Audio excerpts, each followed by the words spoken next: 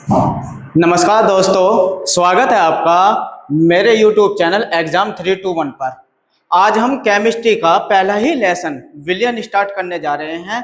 आइए समझते हैं विलयन की अवधारणा को, जो कि क्वेश्चन यहाँ से बहुत ज़्यादा आते हैं।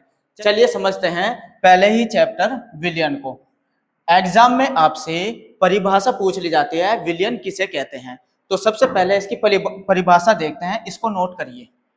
देखिए परिभाषा क्या है, दो या दो से अधिक पदार्थों के समांगी मिश्रण को विलयन कहते हैं। अब एक शब्द आया है समांगी मिश्रण। ये समांगी मिश्रण होता क्या है, आप इसको समझिए। जब किसी विलायक में, विलायक अगर आपने लिया है जल, उसमें आप क्या घोल देते हैं, चीनी घोलते हैं। तो चीनी पानी में घुल जाती है और आपको जो विलयन में विलय के कण दिखाई नहीं देते, यानी कि विलय के कण विलायक में घुल जाते हैं और विलयन एक जैसा दिखाई देने लगता है। इसे ही कहते हैं हम समांगी मिश्रण, और जो विलयन प्राप्त होता है उसे हम कहते हैं विलयन।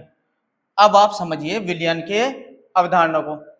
आपको पता होना चाहिए विलायक और विलय। अगर आपके पास विलयन है, एक विलयन है, तो उसमें विलायक कौन सा होता है और विलय कौन सा होता है, इसको समझिए।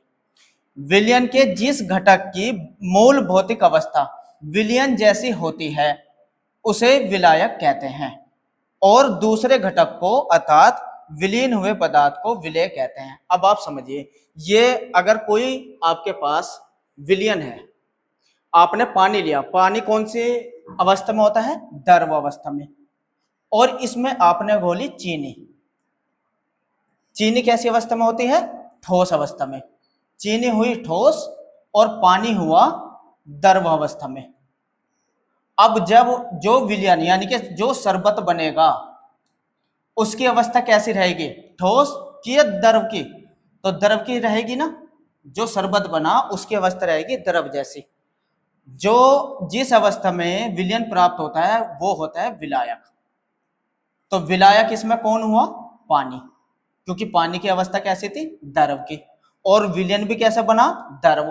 तो जिस अवस्था में विलयन प्राप्त होता है वो विलायक होता है। और जो घुलती है, कौन घुली है, चीनी, वो कैसी अवस्था थी, ठोस अवस्था में। लेकिन विलयन में ये समान रूप से विसरित हो गई, समान रूप से इसके विलय के कण इसमें घुल गए और चीनी क्या हुई, विलय। तो आपको इसमें पता चल गया विलायक और विलय किसे कहते हैं। क्लियर। या ये भी समझ सकते हैं, जिसकी मात्रा ज्यादा है वो विलायक और जिसकी मात्रा कम वो विलय। नेक्स्ट, अगर हम देखो विलयन में विलय और विलायक, अब आप देखिए विलायक, जिसमें विलय घुलता है वो विलायक होता है। आपने इसमें लिया है पानी, जल का अणु नीले रंग का, ये कैसा है, पानी है। पानी में क्या चीज घोली है आपने, विलय। जो भी पदार्थ आपने इसमें मिलाया वो पानी में घुल गया, चाहे इसमें आपने चीनी मिलाई हो चाहे नमक मिलाया हो, तो ये पानी में घुल गए, तो ये हुआ विलय। यानी कि जो पदार्थ विलायक में घुलता है उसे विलय कहते हैं। क्लियर बात। अब नेक्स्ट देखते हैं। अब अगर हम बात करें विलयन के गुण की, इंपॉर्टेंट है, कभी कभी आपसे एग्जाम में पूछ लिया जाता है, विलयन के गुण को समझाइए। सबसे पहले नंबर 1, विलयन एक समांगी मिश्रण होता है। क्लियर।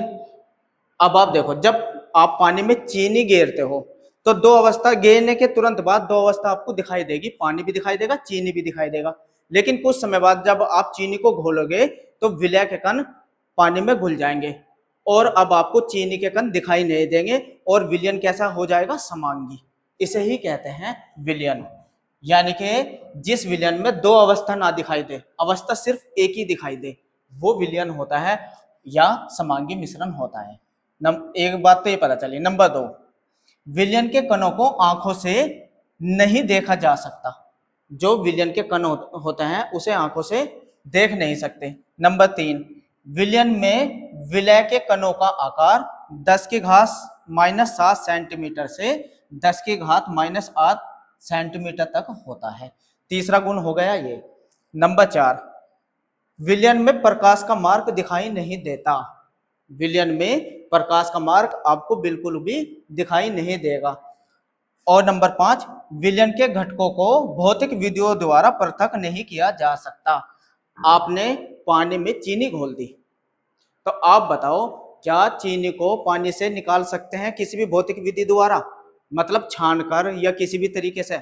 नहीं कर सकते भौतिक विधि द्वारा अलग, इसलिए किसी भी भौतिक विधि द्वारा पृथक नहीं किया जा सकता।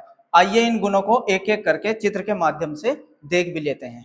पहला ही गुण था ये, विलयन एक समांगी मिश्रण होता है जिसमें एक प्रावस्था होती है। अब आप ये देखिए, ये एक विलयन है, ये समांगी मिश्रण है। कैसे? अगर पानी में आपने चीनी घोली या पाउडर घोला या कोई भी घुलने वाली चीज घोल दी तो एक ही प्रावस्था आपको दिखाई दे रही। देखो, यानी कि ये जो विलयन बन गया इसमें एक ही प्रावस्था रहेगी, ऐसा नहीं रहेगा कि ये पानी अलग दिखाई दे और चीनी के कण अलग दिखाई दे। तो फिर ये दो प्रावस्था आपको दिखाई देगी। दो प्रावस्था ना हो, जैसे पानी में अगर आप रेत मिलाए या मिट्टी मिलाए तो पानी अलग दिखाई देगा और रेत अलग दिखाई देगा, तब यह कहलाएगा विषमांगी। लेकिन अगर घुलने वाली चीज इसमें आपने घोल दी तब ये कैसा दिखाई देगा? समांगी। इसलिए पहला ही गुण क्या होता है? विलयन एक समांगी मिश्रण है जिसमें एक ही प्रावस्था होती है, आपको एक ही प्रावस्था दिखाई देगी। दूसरा देखते हैं, विलयन के कणों को आंखों से नहीं देखा जा सकता। देखो ये कोई विलयन है, ये इसमें विलयन के कण है, विलय और विलायक के कण, लेकिन ये आंखों से दिखाई नहीं दे रहे। ठीक है, विलयन के अंदर आंखों से दिखाई नहीं देते, लेकिन अगर किसी इलेक्ट्रॉन सूक्ष्मदर्शी से देखा जाए तो दिखाई देते हैं। तो आंखों से विलयन के कण दिखाई नहीं देते। तो दूसरा गुण ये हो गया। तीसरा गुण देखते हैं, विलयन में विलय के कणों का आकार वही 10⁻⁷ सेंटीमीटर से 10⁻⁸ सेंटीमीटर होता है, यानी कि इनका आकार इतना बड़ा होता है माइनस में, आंखों से दिखाई नहीं देता। तो ये आकार भी आपको पता होना चाहिए। नेक्स्ट, विलयन में प्रकाश का मार्ग दिखाई नहीं देता। देखो ये एक है, अगर विलयन में से आप प्रकाश को गुजारे तो इसमें प्रकाश का मार्ग आपको दिखाई नहीं देगा विलयन के अंदर। लेकिन अगर ये धुंधला होता तो विलयन के अंदर भी आपको प्रकाश का मार्ग दिखाई देता। तो कोलाइडी विलयन ये है, यानी कि धुंधला सा कोलाइडी विलयन है, इसमें प्रकाश का मार्ग दिखाई देगा। लेकिन अगर विलयन है सत्य है तो उसके अंदर प्रकाश का मार्ग दिखाई नहीं देगा। ये विलयन का एक बहुत अच्छा गुण होता है। नेक्स्ट, विलयन के घटकों को भौतिक विधियों द्वारा पृथक नहीं किया जा सकता। जैसे कि ये कोई नमक और पानी का कोई विलयन बनाया हुआ, अब इसके ऊपर कीप लगा के इसके ऊपर आपने कोई फिल्टर पेपर लगा दिया और इसके ऊपर विलयन डाला गया तो पूरा का पूरा विलयन इसके अंदर आ जाएगा, छनेगा नहीं, इसके अंदर कोई भी विलय के अवशेष दिखाई नहीं देंगे। यानी कि किसी भी भौतिक विधि के द्वारा आप नमक और पानी को अलग नहीं कर सकते। रासायनिक विधियों से अलग किया जा सकता है लेकिन भौतिक विधियों से अलग नहीं किया जा सकता। तो ये 5 के 5 आपके हो गए विलयन के गुण। अब पढ़ते हैं विलयन के प्रकार। बहुत इंपॉर्टेंट है विलयन के प्रकार, आपको पता होना चाहिए विलयन कितना प्रकार का होता है। तो चलिए देख लेते हैं विलयन के प्रकार। चलिए देखते हैं विलयन के प्रकार। विलयन के प्रकार की अगर हम बात करें, ये साथ के साथ नोट करते चलो, विलयन के प्रकार। विलयन के प्रकार की अगर हम बात करें तो इसे 3 प्रकार में बांट लेते हैं। नंबर 1, विलय की संतृप्तता के आधार पर विलय की संतृप्तता के आधार पर हम विलयन को 5 भागों में बांटते हैं। ये देखिए कौन कौन से। Number 1, number 2, number 3, number 4, number 5। Number 1 होता है सांद्र विलयन। आगे पढ़ेंगे ये कौन सा होता है। नंबर 2, तनु विलयन। ये डायग्राम साथ के साथ बनाते हुए चलो, तनु विलयन। नंबर 3, संतृप्त विलयन। विलयन। नंबर 4 असंतृप्त विलयन।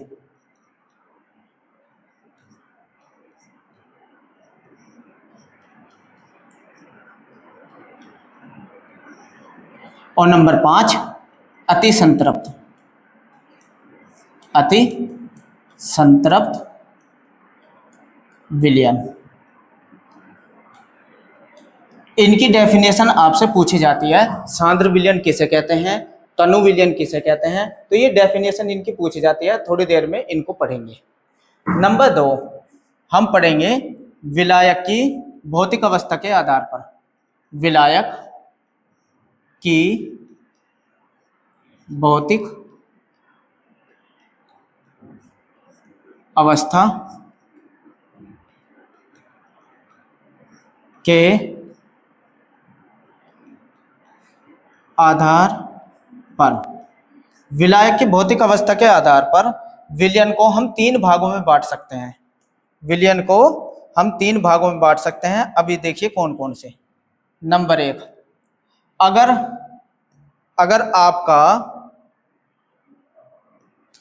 आपका विलयन, अगर आपका विलायक ठोस अवस्था में है, विलायक कैसा है, ठोस अवस्था में,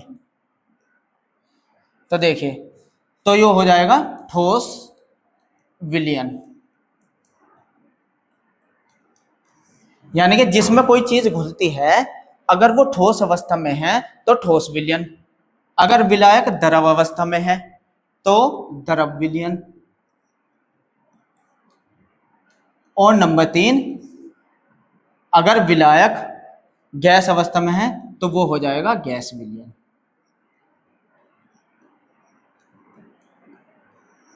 ये भी आपको समझ में आ गया। और नंबर 3 विलय तथा विलायक की भौतिक अवस्था के आधार पर, भौतिक अवस्था के आधार पर। अब दोनों के विलय और विलायक, घुलने वाली और जिसमें घुल रही है, उसके आधार पर हम विलयन को 9 प्रकार में बांटते हैं। अब आप समझिए 9 कौन कौन से होते हैं, ये 9 अवस्थाएं समझिए आप। नंबर 1 ठोस प्लस ठोस का विलयन, ठोस प्लस ठोस, ठोस में द्रव और ठोस प्लस गैस। इस तरीके से 3 तो ये हो जाएंगे। इसी आधार पे 3 आप ले लो,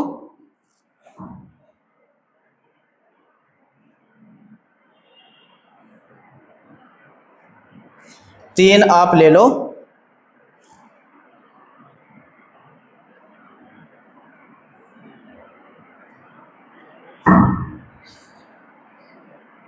देखो ठोस प्लस गैस, अब यहां ले लो द्रव प्लस ठोस, द्रव प्लस गैस और द्रव प्लस द्रव। 3 3 6 हो गए। और इसी तरीके से 3 हो जाएंगे गैस में प्लस ठोस का विलयन, गैस में गैस का विलयन और गैस में द्रव का विलयन। इनके उदाहरण भी आप समझेंगे। तो अब आप देख सकते हैं कि विलयन के प्रकार अगर आप देखें तो देखिए विलय की संतृप्तता के आधार पर सांद्र विलयन, तनु विलयन, संतृप्त, असंतृप्त और अति संतृप्त 5 अवस्थाओं में बांट सकते हैं। विलायक की भौतिक अवस्था के आधार पर 3 में, अगर विलायक ठोस है तो ठोस विलयन, विलायक द्रव है तो द्रव विलयन और विलायक गैस है तो गैस विलयन। इसी तरीके से विलय तथा विलायक की भौतिक अवस्था के आधार पर, विलायक ठोस है, विलायक में विलय भी ठोस, दोनों ठोस, एक ठोस एक द्रव, ठोस में गैस। तो इस तरीके से आप 9 भागों में इसको भी बांट सकते हैं। ये पूरा हो गया विलयन के प्रकार। लेकिन एग्जाम में आपसे अधिकांश ये पूछा जाता है, आइए इन पे हम देख लेते हैं ये कौन से होते हैं। अब आप यहां समझिए, विलयन के प्रकार की अगर हम बात करें सांद्रता के आधार पर, यानी कि विलय की सांद्रता के आधार पर हमने बताए 5 प्रकार के। नंबर 1 तनु विलयन, जिसको कहते हैं डाइल्यूट सॉल्यूशन। नंबर 2 सांद्र विलयन, कॉन्सेंट्रेटेड सॉल्यूशन। नंबर 3 असंतृप्त विलयन, अनसैचुरेटेड सॉल्यूशन। नंबर 4 संतृप्त विलयन, सैचुरेटेड सॉल्यूशन। और नंबर 5 अति संतृप्त, सुपर सैचुरेटेड सॉल्यूशन। इस तरीके से आप देख रहे हैं संतृप्तता के आधार पर विलयन 5 प्रकार के होते हैं। अब एक एक करके सबसे पहले हम तनु विलयन को समझते हैं, लेकिन उससे पहले आप ये भी समझिए विलयन के प्रकार भौतिक अवस्था के आधार पर भी देख लेते हैं। देखिए, जैसे विलायक अगर गैस है जिसमें कोई चीज घुलनी है और जो घुलने वाली चीज है वो भी गैस है, दोनों की अवस्था कैसी है? गैस गैस के रूप में। तो उदाहरण जैसे हवा, जिसे हम कहते हैं वायु, वायु उसका उदाहरण हो जाएगा। नंबर 2 की अगर हम बात करें, विलायक गैस है और उसमें घुलने वाली चीज जो है वो द्रव है, इसका उदाहरण है जल वाष्प युक्त वायु, यानी कि उस वायु में अगर नमी भी है तब हम उसे कहेंगे गैस और द्रव का विलयन। क्लियर? नंबर 3, अगर विलायक है गैस और उसमें घुलने वाली चीज है ठोस, तब हम उस विलयन को कहेंगे जैसे आयोडीन वाष्प युक्त वायु। अगर वायु में आयोडीन वाष्प युक्त है तो तब वो हो जाएगा विलयन कैसा? गैस प्लस ठोस का। अगर हम बात करें, अगर विलायक आपका द्रव है जिसमें कोई चीज घुलनी है और घुलने वाली चीज गैस के रूप में है, तब उदाहरण हो जाएगा सोडा वाटर, CO2 प्लस जल। ये थोड़ा सा आपको दिमाग में याद रखना रहेगा, आपसे कभी कभी पूछा जाता है सोडा वाटर किस तरह का विलयन है, तो आप उसमें क्या कहेंगे? विलायक तो है द्रव और गैस जो उसमें घुली हुई है जिसमें CO2 और जल वाष्प, ये 2 गैस होती है, तो इसे कहते हैं द्रव तो हो गया जल और गैस होगी कौन सी? CO2, और इसे क्या कहेंगे? Soda water. क्लियर? इसी तरीके से अगर विलायक है द्रव और विलय है दोनों ही द्रव, घुलने वाली चीज भी द्रव में और विलायक की भौतिक अवस्था भी द्रव में, जैसे अल्कोहल तथा जल, जल में अल्कोहल मिला दो तो दोनों ही द्रव के रूप में है। ठीक है? इसी तरीके से जैसे दारू है ना, या मदिरा, बियर, ये यही है। इसी की तरह से अगर विलायक है द्रव और घुलने वाली है ठोस, जैसे नमक या चीनी का जल में घोल, यानी कि अगर आप पानी में चीनी घोल देंगे, पानी कैसा हो गया? द्रव, और चीनी कैसी हो गई? ठोस। तब ये जो विलयन बनेगा वो इन दोनों के समांगी मिश्रण से तैयार होता है। अब अगर विलायक है ठोस और उसमें कोई गैस है, तो जैसे पैलेडियम में हाइड्रोजन, पैलेडियम में क्या मिली हुई है? हाइड्रोजन। इसी तरीके से विलायक अगर ठोस है और विलय द्रव है, जैसे अमलगलम, यानी कि पारे में कोई धातु, पारे में धातु, और इसी तरीके से ठोस है कोई विलायक और उसमें घुलने वाली चीज भी ठोस है, जैसे पीतल, पीतल जो होता है CuOZn, दोनों का मिलके बनता है। इसी तरीके से कांसा Cu धातु और Sn से मिलके बना होता है, ये भी एक तरीके से विलयन ही होते हैं। तो कभी कभी इनके उदाहरण भी एग्जाम में आपसे पूछ लिए जाते हैं कि पीतल, पैलेडियम, पैलेडियम एक धातु है, उस धातु में हाइड्रोजन मिली हुई है ना, तो तब हम उसे कहेंगे ठोस तो हो गया पैलेडियम और गैस हो गई हाइड्रोजन, तो दोनों का जो समांगी मिश्रण प्राप्त हो ये विलयन बनता है इससे। तो ये विलयन हो गए 9 प्रकार के विलय और विलायक की भौतिक अवस्था के आधार पर। तो कभी कभी एग्जाम पे पूछ लिया जाता है कि पीतल किस तरीके का विलयन है, तो किस तरीके का विलयन है? ठोस में ठोस का। क्लियर बात पता चली? अब नेक्स्ट देखो, अब बात करते हैं विलयन के प्रकार में। सबसे पहले तनु विलयन किसको कहते हैं, ये डेफिनेशन आपसे पूछ ली जाती है। अब तनु विलयन की बात करो, अगर ये कोई विलयन है, अब डेफिनेशन अगर इसकी देखें, जिस विलयन में विलय की सांद्रता कम होती है उसे तनु विलयन कहते हैं। यानी कि अगर आपने पानी ले लिया और उसमें घोलने वाली चीज चाहे नमक या पानी, वो चीनी थोड़ी कम मात्रा में घुली हुई हो, मतलब कम मात्रा हो उसमें, तो आपको विलयन जो दिखाई देगा वो थोड़ा सा पतला सा दिखाई देगा। ठीक है ना? तो ये कहलाएगा कौन सा विलयन? तनु विलयन। लेकिन अगर हम सांद्र विलयन की बात करें, तो जिस विलयन में विलय की सांद्रता अधिक हो उसे सांद्र विलयन कहते हैं। यानी कि उसमें थोड़ा अधिक मात्रा में घुला होता है विलय और वो थोड़ा गाढ़ा होता है। ठीक है ना? ये थोड़ा पतला होता है, कौन सा विलयन? तनु विलयन। और सांद्र विलयन थोड़ा गाढ़ा होता है। चलिए कुछ उदाहरण से भी देख लेते हैं। ये देखिए तनु विलयन, जिस विलयन में विलय के कणों की मात्रा कम होती है, देखो कम दिखाई दे रहे हैं ना, ये विलय के कण कम मात्रा में है, तो ये कैसा विलयन हुआ? तनु विलयन। और सांद्र विलयन किसको कहेंगे? जिस विलयन में विलय की मात्रा अधिक होती है उसको हम कहेंगे सांद्र विलयन। क्लियर बात पता चलेगी सांद्र विलयन की भी। तो तनु विलयन कैसा होता है? जिसमें विलय के कण कम होते हैं। और सांद्र विलयन किसे कहते हैं? जिसमें विलय के कण अधिक होते हैं। अब नेक्स्ट ये देख लेते हैं, संतृप्त विलयन किसे कहते हैं, यानी कोई सैचुरेटेड की अगर हम बात करें, सैचुरेटेड सॉल्यूशन, जिन विलयनों में दिए गए निश्चित ताप पर, देखो ताप निश्चित होना चाहिए, अगर आपने टेम्परेचर बदल दिया तो विलय के कण और ज्यादा घुल जाएंगे। टेम्परेचर निश्चित होना चाहिए, पर विलय पदार्थ जब और अधिक नहीं घुलता उन्हें संतृप्त विलयन कहते हैं। देखो अगर आप पानी में चीनी घोल रहे हैं, घोलते जाए, एक अवस्था ऐसी आ जाएगी जिसमें चीनी घुलनी बंद हो जाएगी, है ना, और चीनी के कण आपको दिखाई देने लगेंगे, तो ऐसा ही विलयन हमारा क्या कहलाता है? संतृप्त विलयन। यानी कि आप चीनी घोलते जाओ, लेकिन एक अवस्था ऐसी आएगी जब चीनी घुलनी बंद हो जाएगी और चीनी के कण आपको दिखाई देने लगेंगे, तो ऐसा विलयन क्या कहलाता है? संतृप्त विलयन। देखो उदाहरण में देखो, ये देखो नमक मिलाया, नमक आप मिलाते जाओ, घुलता रहेगा, और अधिक नमक मिलाओ, जब सारा नमक नहीं घुल पाता, देखो कुछ नमक नीचे दिखाई देने लगता है और अतिरिक्त नमक नीचे जमा हो जाता है, तो यही अवस्था, यही विलयन क्या कहलाता है? संतृप्त विलयन कहलाता है। अब तो संतृप्त समझ में आ गया, यानी कि उसमें विलय के कण आपको नीचे बैठे हुए दिखाई देंगे, तो वो विलयन का कहलाता है संतृप्त। अब नंबर 4, असंतृप्त विलयन, इसे कहते हैं अनसैचुरेटेड सॉल्यूशन। अब ये समझिए, डेफिनेशन देखते हैं। जिन विलयनों में विलय पदार्थ की मात्रा संतृप्तता, ये शब्द आया संतृप्तता, घुलने की अक्षमता से कम हो तो उन्हें असंतृप्त विलयन कहते हैं। या दूसरी डेफिनेशन आप ये भी लिख सकते हैं, जिन विलयनों में विलय पदार्थ की मात्रा संतृप्त विलयन की अपेक्षा कम होती है उन्हें असंतृप्त विलयन कहते हैं। अब आप ये समझो असंतृप्त किसे कहते हैं? आप पानी में चीनी घोल रहे हैं, घोलते जाए, जब वो चीनी घुलने की अवस्था में, जब घुलना बंद कर देगी, यानी कि चीनी के कण दिखाई देना शुरू हो जाएंगे, उससे पहले वाली अवस्था असंतृप्त होती है। यानी कि कण दिखाई भी ना दे और वो दिखने से पहले संतृप्त अवस्था आ जाएगी। संतृप्त अवस्था में तो आपको कण दिखाई देंगे, लेकिन संतृप्त अवस्था आने से पहले की अवस्था, उसे क्या कहेंगे? असंतृप्त। देखो एक उदाहरण से समझते हैं।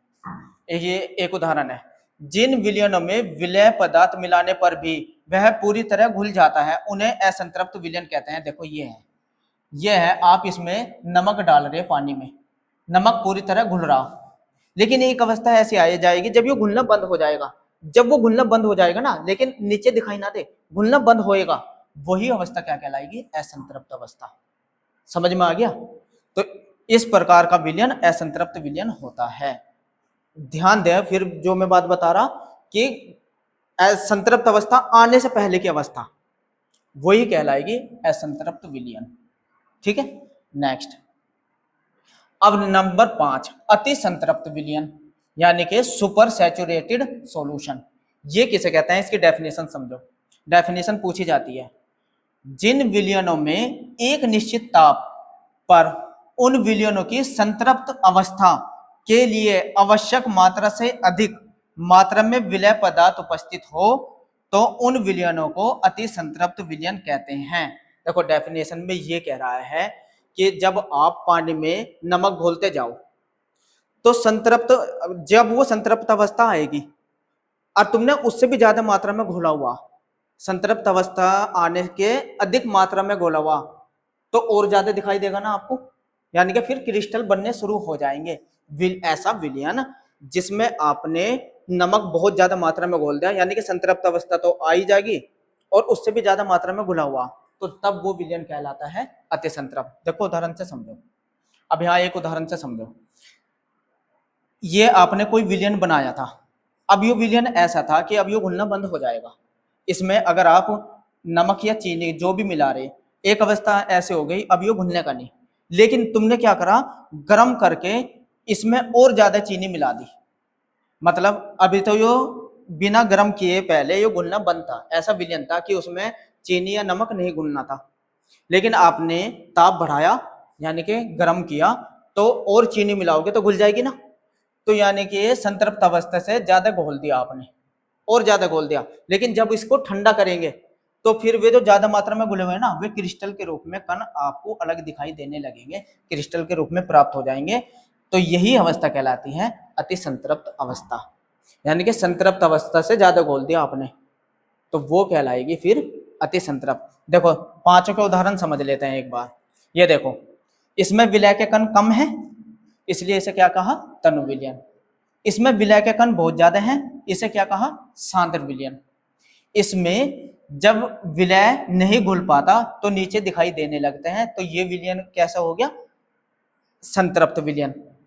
अब असंतृप्त क्या हो जाएगा, जब संतृप्त अवस्था आने से पहले, यानी कि संतृप्त नहीं आया, उससे आने से पहले की अवस्था, वो क्या कहलाएगी, असंतृप्त। और अति संतृप्त क्या कहलाई जाएगी, कि जिस विलयन में और ज्यादा विलय घुला हुआ था लेकिन संतृप्त अवस्था से भी ज्यादा घुला हुआ था, तो वो विलयन क्या कहलाया था, अति संतृप्त विलयन। यानी कि उसमें बाद में ठंडा करेंगे तो क्रिस्टल से जमने लगेंगे।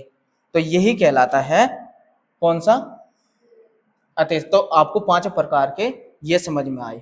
तो ये पढ़ा आपने इस चैप्टर में, विलय, विलयन और विलयन के प्रकार। तो यहाँ से आपकी केमिस्ट्री की शुरुआत होती है। इससे आगे वाले चैप्टर में हम सांद्रता के बारे में जानेंगे। तो वीडियो अच्छी लगी है तो लाइक करिए, कमेंट्स करिए और सब्सक्राइब भी करिए। Thank you.